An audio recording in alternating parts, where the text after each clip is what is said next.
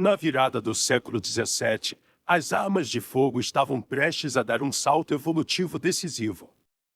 Os antigos mecanismos de ignição, como o pavio incandescente do matchlock e a roda dentada do wheel-lock, revelavam-se lentos, frágeis ou impraticáveis em certas condições.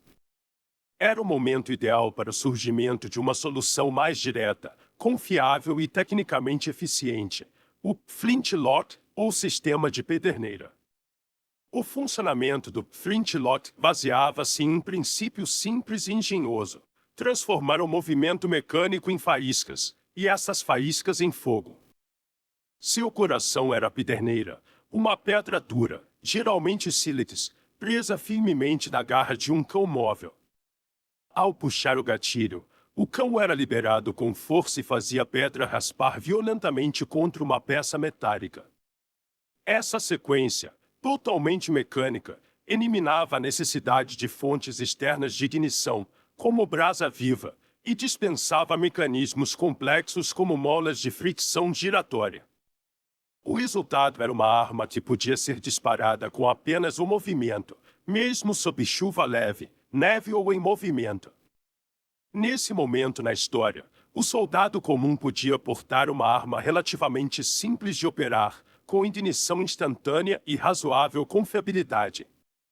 O sucesso do sistema não se deu apenas por sua eficiência funcional, mas também por sua adaptabilidade. A estrutura básica do flintlock era compacta e facilmente replicável em diferentes formatos, desde pistolas curtas até mosquetes longos de infantaria.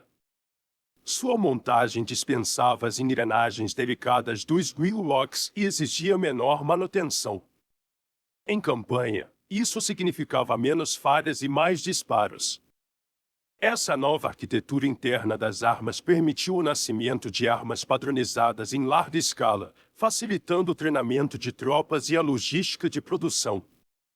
Em poucos anos, o flintlock tornar-se-ia o padrão militar em praticamente toda a Europa e suas colônias, moldando o destino de batalhas e o equilíbrio geopolítico do mundo. Mas essa arquitetura não surgiu de forma súbita.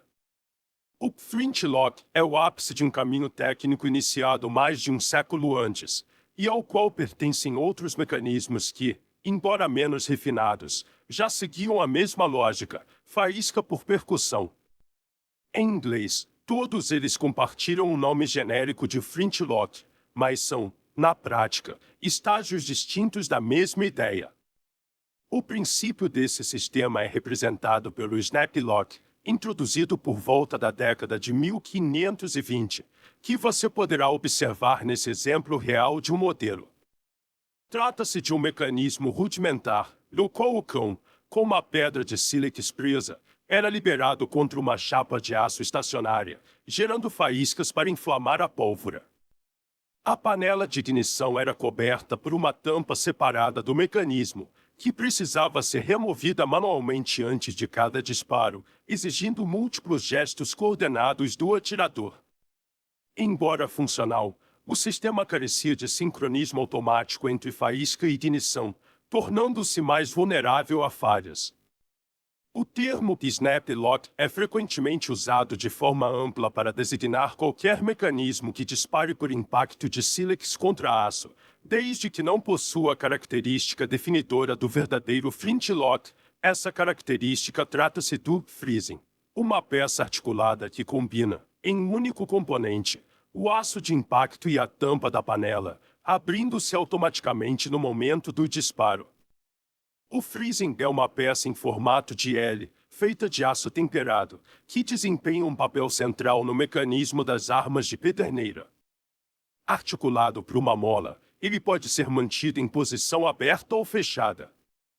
Quando fechado, cobre a panela de ignição, protegendo a pequena carga de pólvora de escovamento que se conecta ao orifício de toque do cano. Ao puxar o gatilho, o cão com a pedra de sílex avança e raspa com força contra a face frontal do freezing, lançando faíscas sobre a pólvora e, simultaneamente, forçando o freezing a se abrir, expondo a escorva no momento exato do disparo. Esse design integrado do freezing, combinando superfície de impacto, o aço, e tampa da panela em uma única peça articulada foi uma inovação em relação aos mecanismos anteriores, como o Snap Lock e o Snap Aunce, que utilizavam componentes separados para cada função. Para funcionar corretamente, o freezing precisava ser carburizado, ou seja, submetido a um processo de enriquecimento superficial de carbono, feito envolvendo a peça em materiais orgânicos como couro, chifre ou casco, e aquecendo-a em fornos por longos períodos. Isso endurecia sua camada externa, tornando-a capaz de gerar faíscas intensas ao ser golpeada pelo sílex, sem perder ductilidade no núcleo. Como usa, o freezing se desgastava e perdia eficiência, exigindo então recarburação ou substituição para manter a confiabilidade do disparo. A seguir, veio o chamado Mediterranean Lock, também conhecido como Roman Lock ou Catalan Lock, que introduziu um freezing mais robusto e uma mola integrada à tampa da panela.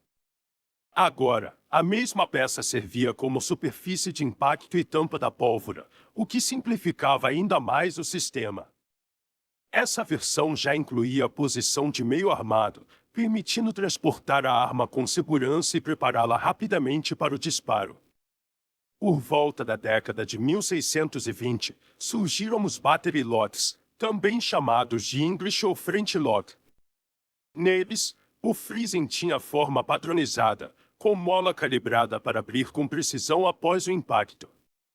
O cão, a mola real e o freezing estavam perfeitamente integrados, e o sistema já era o que hoje se reconhece como French lock clássico, confiável, compacto, eficiente. Com o domínio técnico do sistema de faísca, armeiros e governos de diversas partes do mundo passaram a adaptar o mecanismo às suas realidades militares, culturais e econômicas. O resultado foi uma grande diversidade de armas, cada uma com forma, função e estilo próprios, mas todas operando a partir dos mesmos princípios da pederneira. Diversos são os modelos que aplicaram esse sistema. O Charleville M1777, usado largamente nas guerras napoleônicas, era o exemplo clássico do flintlock. Possuía cão robusto, freezing integrado com mola interna e a posição de meio armado. Produzido em larga escala, seu projeto priorizava a confiabilidade e manutenção simples.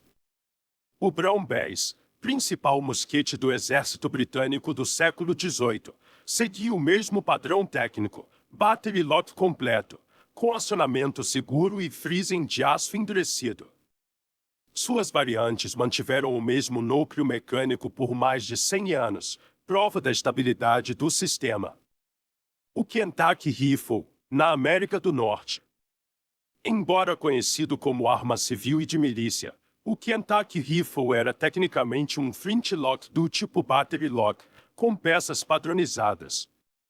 Seu diferencial estava no cano estriado, que permitia disparos de precisão muito superior aos mosquetes militares em alcance e acurácia. Fuzis germânicos de caça.